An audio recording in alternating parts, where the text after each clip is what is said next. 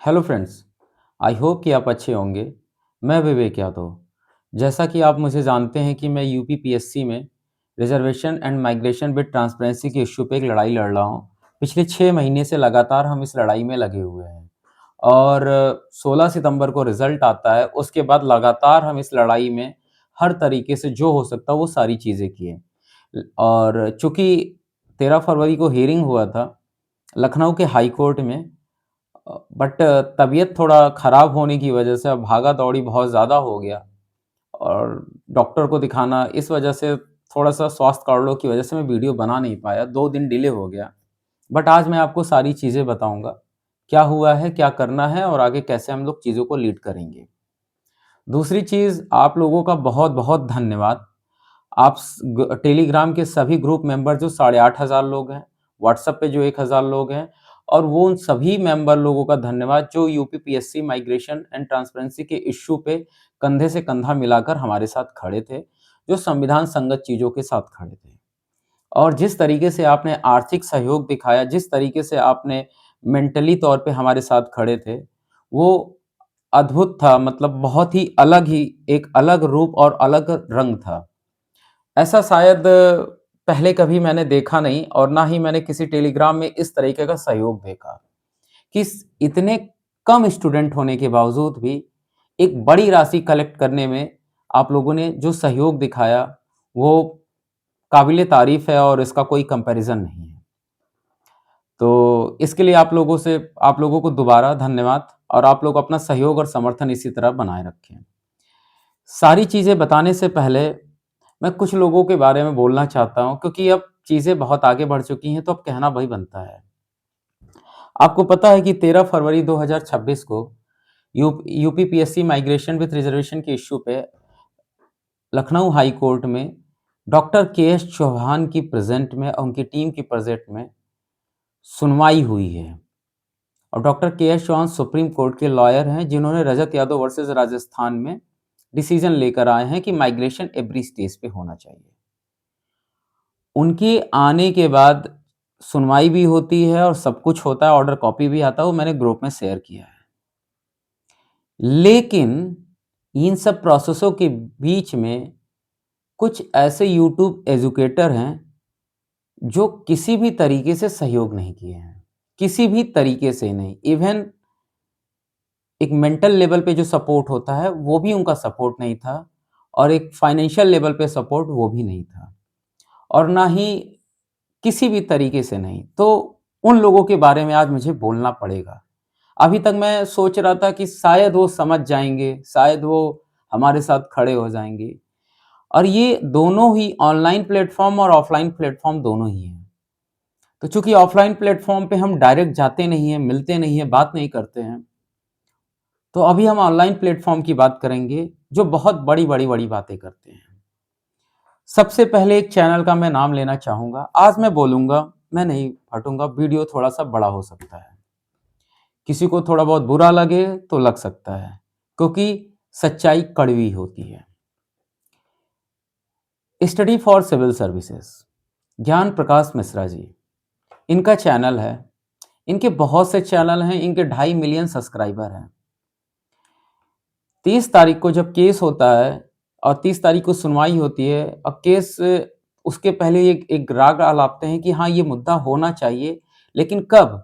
जब बहुत ज़्यादा प्रेशराइज़ फ़ील करते हैं, लगता है कि हाँ, इनके बैच पे प्रॉब्लम आएगा।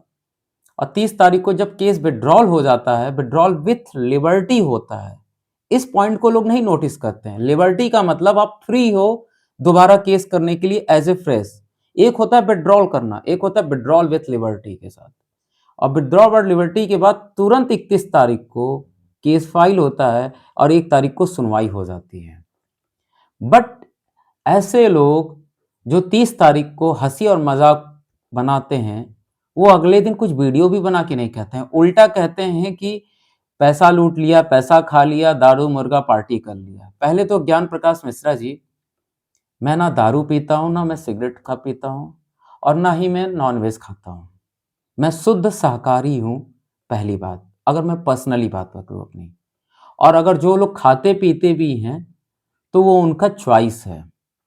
रही बात, तो उस टाइम तक मैंने किसी से 1 रुपए का फंडिंग नहीं लिया था, 17,000 का फंडिंग लिया था। बाकी सब लोग हम लोगों ने अपनी जेब से किया था। ठीक है? ये रहा आपके उस क्वेश्चन का जवाब। अब आपकी बात करते हैं। आप हैं ज्ञान प्रकाश मिश्रा जी और बात करते हैं, आप यूट्यूब एजुकेटर हैं और बात करते हैं दारू मुर्गा और पार्टी की। तो आपके शब्द कैसे हैं? आप कहाँ पे हैं? क्या बोल रहे हैं? किस प्लेटफ़ॉर्म पे हैं? ये कभी सोचा है आपने ये सारी चीज़ें? एज़ ए एजुकेटर कभी भी इस तरीके के शब्द नहीं यूज़ किए जाते हैं, जो आपने यूज़ किया है। इसको अब्यूज़िंग वर्ड्स बोलते हैं और शायद इसीलिए लोगों ने कंप्लेन किया, फिर आपको वीडियो हटानी पड़ी। तो अगर जो भी रिज़र्व कैटेगरी के स्टूडेंट मेरी बात अगर सुन रहे हैं, तो ऐसे यूट्यूब एजुकेटर का साथ देने से बचें, जो आपको इस तरीके से बोलें। दूसरी बात आती है, जय हो स्टडी चैनल के उत्कर्ष द्विवेदी सर। मैं इनको बहुत मानता हूँ, बहुत ज़्यादा मानता हूँ। मैं रियली बताऊँ तो मैं इनका रियली एक स्टूडेंट रहा हूँ। 2021, 2022, 2021 आरओ पीसीएस से, इवन 2000 आरओ 2023 में भी इनका स्टूडेंट रहा। बट जब ये मुद्दा उठा, तो सर ने कोई सपोर्ट दिखाया नहीं। सर ने वीडियो बनाना नहीं समझा। सर एक बात बोलते हैं कि सर मैं बोलूँगा आज, क्योंकि दुःख तो होता है, हर्ट तो होता है। आप बोलते हैं कि मैंने 3 साल पहले वीडियो बनाया था। 1 साल पहले कुंभ के भगदड़ में काफ़ी लोगों की जान चली गई थी। कितने लोगों को याद है कि कितने लोगों की डेथ हो गई, कहाँ-कहाँ गए, क्या हो गया? 3 साल पहले आपने अगर रिज़र्वेशन या माइग्रेशन पे वीडियो बनाया तो किसको याद होगा? पहली बात। दूसरी चीज़, आप बोलते हैं कि मतलब मैं सर्विस में हूँ, तो मैं नई चीज़ें बता सकता। आपके और भी टीचर्स हैं, सूरज तिवारी सर हैं, सूरज द्विवेदी सर हैं, वो लोग तो बोल सकते हैं। उन लोगों ने इस इश्यू पे क्यों नहीं बोला? क्यों अभी तक वो शांत थे? क्या आप किसी एक विशेष वर्ग के लिए काम कर रहे हैं? क्या आपके लिए OBC, SC, ST, EWS, female और पीएच कैटेगरी कोई कैटेगरी नहीं होती है? क्या आप संविधान, सबसे बड़ी बात है, आप चाहे किसी भी पोस्ट पे हो, चाहे कहीं भी हो, जो चीज़ें संविधान संगत है, उसको बोलने में आप लोगों को क्या डर है? अगर आप संविधान संगत चीज़ों को भी नहीं बोल सकते हैं, तो आप अपने आप को यूट्यूब एजुकेटर क्यों कहते हैं? तो ये तो सर पीड़ा है, आप लोगों से एक पीड़ा है। दूसरी चीज़, आपने आवाज़ भी नहीं उठाई और आप 16-26 सितंबर को जब डिसीज़न आता है, तो सबसे पहले आप ही कहते हैं, पूरी वीडियो में माइग्रेशन के बारे में बात बताते हैं। वो वीडियो मैंने भी देखा था। लास्ट में आप कहते हैं कि आरओ पे केस मत करिएगा, इसमें कुछ होगा नहीं और आगे भी कुछ नहीं होगा, ये ऐसा ही होने वाला है। बट मैंने उस चीज़ को इग्नोर किया और मैंने केस कर दिया, क्योंकि मुझे पता है कि हिम्मत देना बहुत मुश्किल का काम होता है, जो आपने लास्ट में जाके उसको किनारे कर दिया। तो मैं आपसे सर एक निवेदन करूँगा कि अगर आपके जितने भी स्टूडेंट हैं, जितने भी आपके स्टूडेंट हैं, उनको एज़ वेल एज़ उनके लिए तो कम से कम कुछ बोल दीजिए कि यूपीएससी की तरह यूपीपीएससी में भी रिज़र्वेशन माइग्रेशन विद ट्रांसपेरेंसी होना चाहिए और वो बहुत ज़रूरी है। आप एक ट्रस्टेड टीचर हो, आप पे सभी लोग यकीन करते हैं, आपको कहना चाहिए। और संविधान संगत चीज़ बोलने में किसी को कोई बुराई नहीं होनी चाहिए और उस पे कोई आक्षेप नहीं लगा सकता। तीसरी चीज़ मैं बात करता हूँ, यूपीपीएससी सिंप्लीफाई। यूपीपीएससी सिंप्लीफाई, पता नहीं कितने लोग चैनल उसको चलाते हैं, मैं उनका नाम नहीं लूँगा, कुछ भी। बट ये सर भी संविधान संगत चीज़ों को बोलने में एकदम पीछे हैं, बाकी सारी चीज़ें बता देंगे। कितनी पोस्ट आई, कहाँ खाली हुआ, कितना प्रमोट हुआ, कौन कहाँ गया, कुछ क्या हो गया, सब बताएँगे। लेकिन माइग्रेशन और रिज़र्वेशन के इश्यू पे नहीं बोलना है। यूपीपीसीएस में रिज़र्वेशन नहीं हुआ, नहीं बोलना है। यूपीपीसीएस 2024 मेंस का रिजल्ट आता है, उस पे भी कुछ नहीं बोलना है। उसमें भी अच्छे-अच्छे डिजर्विंग कैंडिडेट बाहर हो जाते हैं। एलटी ग्रेड में 35 से 40 नंबर का डिफरेंस आता है, उस पे नहीं बोलना है। ऐसे टीचर आपको बरगलाते हैं, आपको डाउटफुल में रखते हैं और आपको इसी धारा में बहाते रहते हैं कि आप तैयारी करते रहिए, सिलेक्शन होता है, सिलेक्शन होता है, सिलेक्शन होता है। ऐसे सिलेक्शन का कोई मतलब नहीं जहां फेयर काम ना हो और जहां संविधान संगत चीजें ना हो। पीसीएस अभ्यास मैंने कई बार कांटेक्ट किया है, और ये पीसीएस अभ्यास चैनल को भी आप लोग जानते हैं। मैं नाम इसलिए ले रहा हूँ क्योंकि अब हम लड़ाई में बहुत ज़्यादा आगे बढ़ चुके हैं और इन लोगों ने अभी तक एक बार भी हमारे मुद्दे को अच्छे से नहीं उठाया है। और उठाते भी हैं तो इतना डर-डर के उठाते हैं, जैसे लगता है कि पता नहीं कौन-सा पहाड़ टूट जाएगा। पीसीएस अभ्यास शायद ये चैनल कोई एग्ज़ैक्टली मुझे नाम नहीं याद आ रहा है किसका है, बट ये चैनल भी काफ़ी पॉपुलर है, जो यूपी में यूपी पीसीएस की तैयारी, आरओ की तैयारी और बहुत चीज़ों को गाइड करते हैं। इनको मैं फर्स्ट डे से भी मैसेज कर रहा हूँ। ये जितने भी चैनल हैं, इनको मैं फर्स्ट डे से टेलीग्राम और व्हाट्सएप पे सब मैसेज पूरा डिटेल ऑर्डर कॉपी हमेशा भेजता रहा हूँ। बट इन्होंने भी नहीं मुद्दा उठाया। इन्होंने हमारा टेलीग्राम मतलब कुछ भी नहीं और अभी भी शांत हैं। मतलब ये चैनल ऐसे चैनल हैं कि प्रोटेस्ट हो गया, संसद में मुद्दा उठ गया, विधानसभा में ना जाने कितना बार मुद्दा उठ गया, संविधान संगत बातें हैं, उसके बाद भी ये लोग अभी तक शांत हैं। ये शांत हैं इसका मतलब कि ये किसी ना किसी एक वर्ग के लिए काम कर रहे हैं। अगर ये किसी एक वर्ग के लिए नहीं काम कर रहे हैं तो आज से ही बोलना चालू कर दें। पेपर में तो न्यूज़ आता है ना, पेपर की तो न्यूज़ पढ़ सकते हैं ये लोग, बट नहीं करेंगे। क्योंकि इनको पता है कि यही जाने अपने चीज़ों के बारे में। लेकिन मैं और मेरी टीम जो संविधान संगत है उसके साथ हमेशा खड़ी है और जो स्टूडेंट के लिए जो ज़रूरी है उसके लिए हमेशा खड़ी है। इसमें 2 चैनल जिनका मैं खुल के सपोर्ट करूँगा, एक है decode exam sir, Diwakar sir, उनसे मेरी पर्सनली बात हुई है। वो हमारे टेलीग्राम मैसेज को बल्कि वो आरओ का मेंस का बैच भी चला रहे हैं और सारी चीज़ें चल रही है। उन्होंने हमारे इश्यू को शेयर किया, उन्होंने हमारी आवाज़ को उठाया, उन्होंने हमारे वीडियो को बार-बार शेयर किया, उन्होंने लोगों को अवेयर किया, उन्होंने लोगों को बताया कि ये बहुत बड़ा मुद्दा है, बहुत बड़ा सेंसिटिव मुद्दा है। इवन मैं आपको बता दूँ तो उन्होंने फाइनेंशियली भी सपोर्ट किया। बाकी किसी ने कुछ कोई ना मुद्दा उठाया, ना फाइनेंशियली सपोर्ट किया, कुछ नहीं किया। जब मुझे बहुत ज़्यादा ज़रूरत था सुप्रीम कोर्ट के लॉयर को लाने के लिए, बट इन्होंने सपोर्ट किया। और एक इंसिस एकेडमी है, उन्होंने भी बहुत सपोर्ट किया है, वो मुद्दे को राइज़ करते रहते हैं। बाकी ये जितने चैनल हैं, ये जितने भी एससीएस हो गए, जय हो स्टडी हो गए, यूपीपीएससी सिंप्लीफाई हो गए, पीसीएस अभ्यास हो गए और यूपी पीसीएस डेली न्यूज़ जो चैनल है और ऐसे कई चैनल हैं जो हमारी मुद्दे को नहीं उठाना चाहते हैं। वो पता नहीं किस मानसिकता से ग्रसित हैं और वो उस पता नहीं क्या रीज़न है, वो ही जाने। लेकिन एक चीज़ तो मैं समझ गया कि इन लोगों के बिना सपोर्ट के, इन लोगों के बिना सहयोग के हमने मुद्दे को उठाया, हमने लोगों को एकजुट किया और आप लोगों के सहयोग और समर्थन से एक बड़ी धनराशि इकट्ठा की और हमने सुप्रीम कोर्ट के लॉयर डॉक्टर के.एस. चौहान को लखनऊ हाई कोर्ट में लेकर आए और अपने केस के लिए हियरिंग कराया। ये हमारा अचीवमेंट है, एकजुटता का अचीवमेंट है। EWS, OBC, SC, ST, female, pH जिस तरीके से यूनिटी दिखाए ना, उसके लिए मैं आप लोगों को दिल से सलाम करता हूं। और रही बात, ये जितने बड़े यूट्यूब एजुकेटर हैं, यूपी पीसीएस 2024 के केस में अपना प्लेटफॉर्म देते हैं, मोटा-मोटा 8 से 10 लाख का फंडिंग करवाते हैं। मैं खुल के बोल रहा हूँ, 8 से 10 लाख का फंडिंग कराते हैं, वो फंडिंग कहाँ जाती है, कितना कलेक्ट होता है, किसी को कोई डाटा नहीं देते हैं।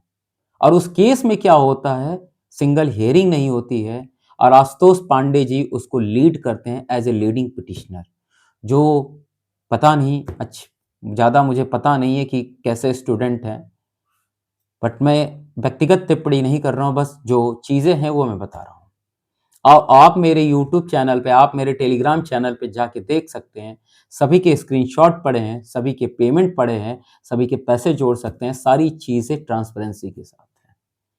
क्योंकि जब आप सही होते हो ना, तब आप पैसे के लिए नहीं भागते हो, तब आप लड़ाई के लिए लड़ते हो। आप जो गलत है उस अन्याय के खिलाफ लड़ते हो और हम लोगों ने वही किया है।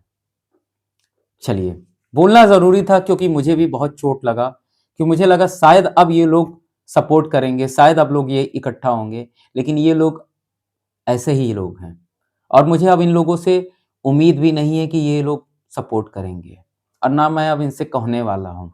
बाकी आप लोग, जो लोग स्टूडेंट इनसे पढ़ते हैं, जो लोग इनको जानते हैं, जो लोग क्लासेस लेते हैं, आप लोग इनसे रिक्वेस्ट करिए, आप लोग इनसे बात करिए, आप लोग इनसे कहिए, क्योंकि 90% स्टूडेंट ही इनसे पढ़ते हैं, बाकी 10% स्टूडेंट से इनकी कोचिंग और इनके बैच नहीं चलते हैं।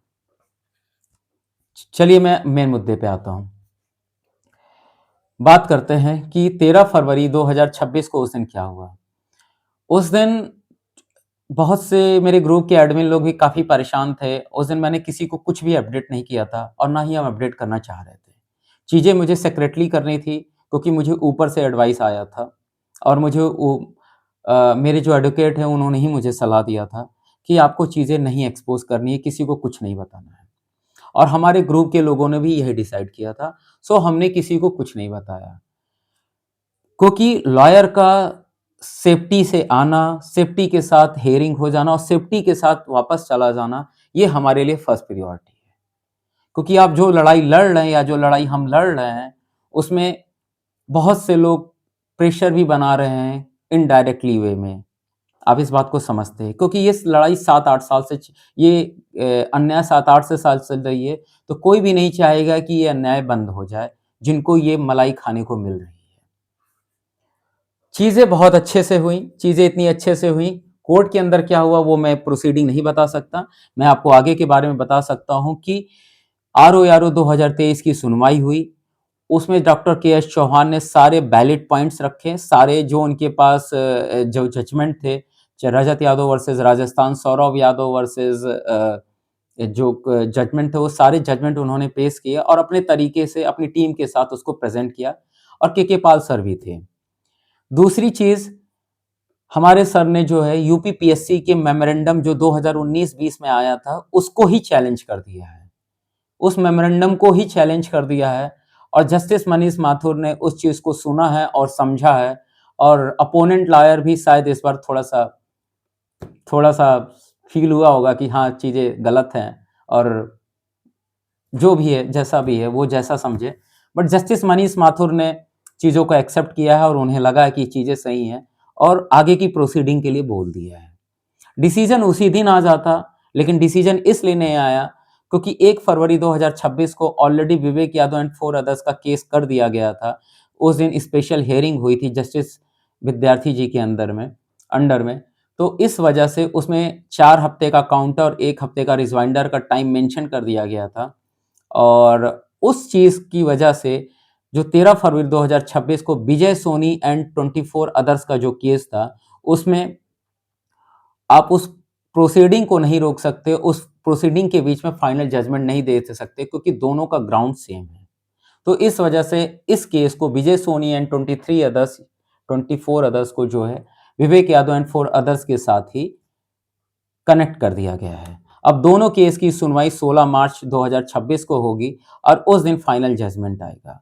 हमारे लॉयर साहब ने टाइपिंग के लिए स्टे की भी मांग की थी, चूंकि प्रोसीडिंग पहले हो चुकी है, इस वजह से स्टे उस पे नहीं मिल पाया। हाँ, बट ये सारा प्रोसेस अंडर द रिट हो चुका है, मतलब ये सारा का सारा प्रोसेस इस प्रोसीडिंग के अंडर हो चुका है। अब ये चाहे प्रीलिम्स करा ले, चाहे मेंस करा ले, चाहे टाइपिंग करा ले, चाहे कुछ भी कर ले, इवन रिजल्ट भी दे दे, तो जिस दिन जजमेंट आएगा, सारा का सारा मेंस और रिजल्ट इनका सब क्वैश हो जाएगा। इनको दोबारा प्रीलिम्स का रिजल्ट जारी करना पड़ेगा, दोबारा सभी का मेंस कराना पड़ेगा और दोबारा सभी का टाइपिंग कराना पड़ेगा। तो ये एक चीज़ पॉजिटिव है और ये चीज़ होके रहेगी और ये मुझे यकीन भी है कि डॉक्टर के एस चौहान जैसे लॉयर अगर हमारे साथ खड़े हैं, जो ऑलरेडी सुप्रीम कोर्ट में डिसीजन लेकर आए हैं, तो चीज़ें होंगी। अब उन स्टूडेंट के क्वेश्चंस का जवाब देता हूं जो यूपी पीसीएस 2025 के हैं। यूपी पीसीएस 2025 में मैंने थोड़ा-सा टाइम लिया, थोड़ा होल्ड किया। रीज़न ये था कि थोड़ी ऊपर घटनाक्रम हुआ, उससे मुझे थोड़ा-सा समझ आया कि कहीं न कहीं कुछ गलती हो रही है, उस गलती को सुधारने की ज़रूरत है। तो अब चीज़ें डॉक्टर के एस चौहान जी आ गए हैं, तो यूपी पीसीएस 2025 का 1 हफ्ते के अंदर सारी प्रोसीडिंग हो जाएगी। ऑलरेडी इसका सारा केस वेस सबका केस फाइल कर दिया जाएगा और इसको आगे बढ़ाया जाएगा। ऑलरेडी यूपी पीसीएस का काउंटर भी आ गया है, उसका रिजवाइंडर भी सबमिट किया जाएगा। लेकिन इसमें भी मेमोरेंडम को चैलेंज नोटिफ़िकेशन को चैलेंज किया जाएगा, मेमोरेंडम को चैलेंज किया जाएगा और उसके बाद आगे की प्रोसीडिंग की जाएगी। और सबसे बड़ी बात, यूपी पीसीएस 2025 को डॉक्टर के एस चौहान ही देखेंगे। इसको उसी के साथ मर्ज कर दिया जाएगा और मेंस एग्जाम पे स्टे लेने की बात की जाएगी। तो आप यूपी पीसीएस 2025 वाले भी स्टूडेंट परेशान ना हो जी। आरओ यारो 2023 यूपी पीसीएस 2025 दोनों हम लोग देख रहे हैं। अब आगे की बात करते हैं। जो एग्रीकल्चर के स्टूडेंट हैं, जो यूपीपीएससी असिस्टेंट इंजीनियर के स्टूडेंट हैं, जीआईसी के हैं, एलटी ग्रेड के, यूपीपीएससी के सभी भर्तियों के जितने भी स्टूडेंट हैं, उन सभी केस के लिए जो वो मेमोरेंडम बना, उस मेमोरेंडम की वजह से जो अनरिजर्व कैटेगरी की कट-ऑफ कम जा रही है और रिजर्व कैटेगरी की कट-ऑफ ज़्यादा जा रही है और उनको फेल भी कर दिया जा रहा है, उस चीज़ को ही चैलेंज कर दिया गया है। उस नियमावली को ही चैलेंज कर दिया गया है। तो अब सारी की सारी यूपीपीएससी की भर्ती जो है हमारे केस से कनेक्ट हो गया है और ये सारा का सारा डॉक्टर के एस चौहान सर देखेंगे और उनकी टीम देखेंगे और के पाल सर साथ में रहेंगे। तो एक अच्छी टीम खड़ी है जो एक अच्छे से इस केस को देखेगी, एक मजबूती के साथ देखेगी और इस लड़ाई में आगे तक लड़ेगी। और जब तक हमें जीत नहीं हासिल हो जाता तब तक हम लड़ते रहेंगे और हमें जस्टिस पे, न्यायपालिका पे पूरा यकीन है और ये होके रहेगा और मुझे ये अपने ऊपर भी यकीन है और मुझे न्यायपालिका पे भी यकीन है और आपको भी शायद एक होप बना के चलना चाहिए। तो अब मैं सभी से निवेदन करूंगा जो भी यूपी पीएससी के जितने भी अभ्यर्थी हैं, वो मेरे टेलीग्राम ग्रुप से जुड़ जाएँ और यूट्यूब के जो चैनल है उससे भी जुड़ जाएँ और ज़्यादा से ज़्यादा लोगों को जोड़िए ताकि लोगों को अवेयर किया जा सके, ताकि अगर हम आगे लड़ाई लड़े तो आप लोगों का सहयोग और समर्थन बना रहे और आपको चीज़ें अपडेट होती रहें। यूपी पीसीएस 2024 की अगर बात करते हैं, यूपी पीसीएस 2024 की बात करते हैं। यूपी पीसीएस 2024 में ऑलरेडी हमारे कुछ फ्रेंड्स हैं जिन्होंने कई बार मेंस दिया है, 4 बार यूपीएससी का मेंस दिया, 2-3 बार पीसीएस का मेंस दिया है और वो लोग यूपी पीसीएस 2024 को लीड कर रहे हैं। उन्होंने मेंस को केस कर दिया है इलाहाबाद हाई कोर्ट में और उसकी सुनवाई शायद कुछ दिन में जल्दी ही आ जाएगी और जो भी यूपी पीसीएस 2024 के स्टूडेंट हैं उनसे ज़रूर कांटेक्ट कर लीजिए और यूपी पीसीएस 2025 के जितने भी स्टूडेंट हैं और मैं टेलीग्राम ग्रुप में शेयर कर दूंगा, वो लोग अगर पिटिशनर बनना चाहते हैं तो वो जल्दी से पिटिशनर बन जाएं क्योंकि अब वो सारा केस डॉक्टर के एस चौहान ही सर अपने तरीके से देखेंगे। UPPSC assistant engineer, UPPSC agriculture का सपोर्ट बना हुआ है। इन सभी लोगों ने फाइनेंशियली बहुत सपोर्ट किया है। एलटी ग्रेड के जो भी स्टूडेंट है वो भी जल्दी-जल्दी जुड़ जाएँ और जीआईसी के भी स्टूडेंट हम लोग से जुड़ जाएँ।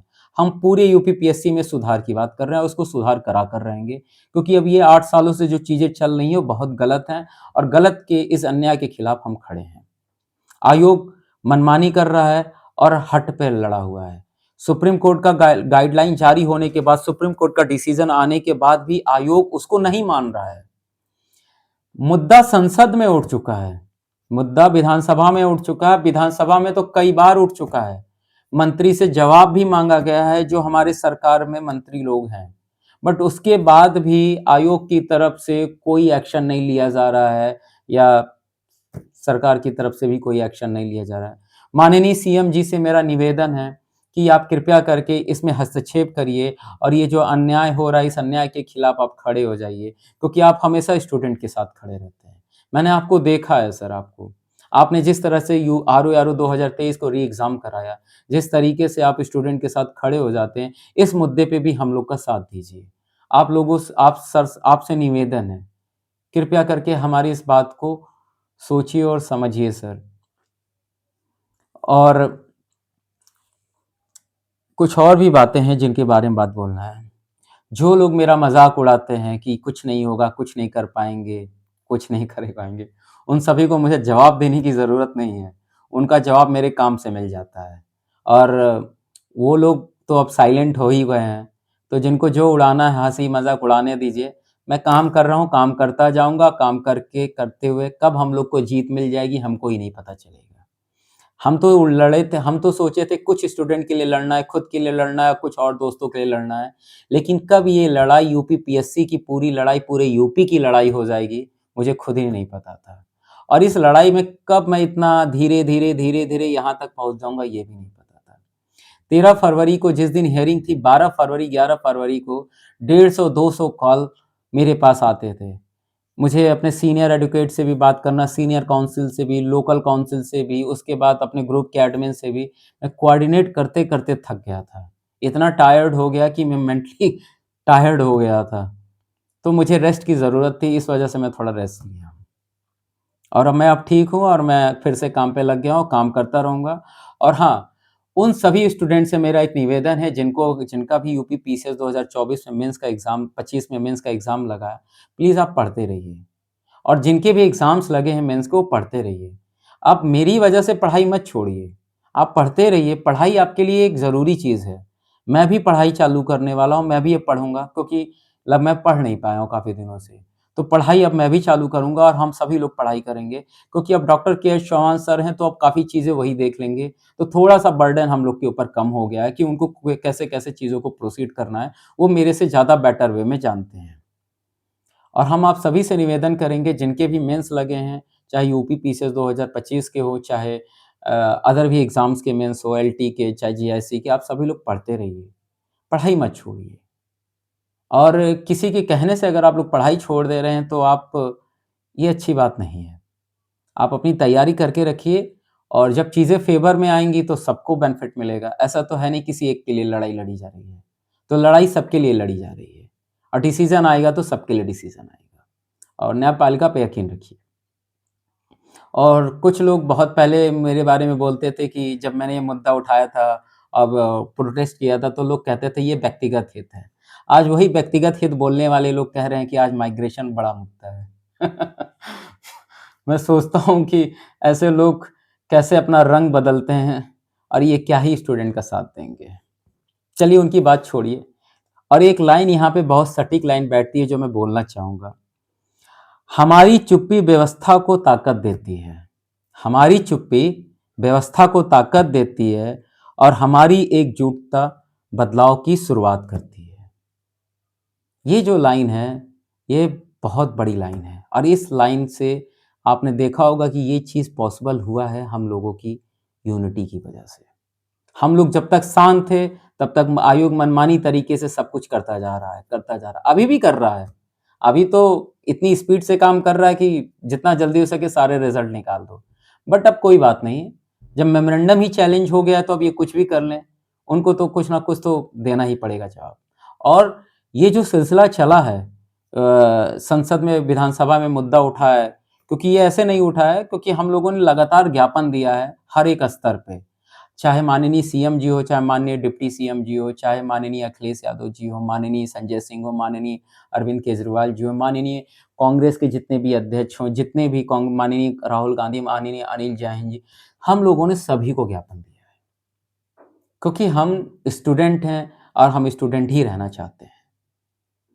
तो अगर मैं आपसे एक और बात बोलूँगा कि आप जहाँ भी हों, जैसे भी हों, आप जिस क्षेत्र से भी बिलॉन्ग करते हो, आपके एमएलए, एमपी जो भी हैं, आप ज्ञापन तैयार करिए और उस ज्ञापन की कॉपी तैयार करके आप अपने एमएलए और एमपी को सौंपिए, दीजिए। और मैं एक न वो को क्या बोलते हैं कि आरक्षण विसंगतियाँ वाली जो डॉक्यूमेंटेशन कॉपी है, वो मैं शेयर कर दूँगा ग्रुप में, आप उसको दीजिए। उनको बताइए किस तरह से यूपीपीएससी आयोग इस तरीके से चीज़ें कर रहा है। क्योंकि हर एक व्यक्ति जब हर एक लेवल पे जाके अपने स्तर पे ज्ञापन देगा, तो उनको खुद एहसास हो जाएगा कि ये मुद्दा बहुत बड़ा मुद्दा है और हमें स्टूडेंट के साथ रहना है और ये सामाजिक न्याय की लड़ाई है और इस सामाजिक न्याय की लड़ाई में सभी लोग साथ देंगे। तो हम आपसे निवेदन करेंगे कि आप सभी लोग इस ज्ञापन को सभी लोग दीजिए। दूसरा एक चीज़ एक बात और बोलेंगे कि आप लोग आगे की भी तैयारी के लिए तैयार रहिएगा। जब आपसे आह्वान किया जाएगा तो आप लोग खड़े हो जाइएगा। और यूपी और टेलीग्राम चैनल के लिंक को मैं डिस्क्रिप्शन में मेंशन कर दूँगा और कमेंट बॉक्स में भी पिन कर दूँगा। और यूपी पीसीएस नगरी यूट्यूब चैनल को ज़्यादा से ज़्यादा सब्सक्राइब और शेयर करिएगा क्योंकि ये प्लेटफ़ॉर्म हमेशा स्टूडेंट के साथ खड़ा रहेगा और आगे भी खड़ा रहेगा। और अगर कोई भी बात होगी, पढ़ाई-लिखाई से रिलेटेड हो गया या आगे की लड़ाई की बात हो गई, हमेशा ट्रुथ और सही के साथ खड़ा रहेगा। और ये चीज़ आपने हमारे और हमारी टीम में देख लिया है। तो इस चैनल को ज़्यादा से ज़्यादा सब्सक्राइब करिए और ज़्यादा से ज़्यादा शेयर करिए और अपना सहयोग और समर्थन बनाए रखिए। धन्यवाद।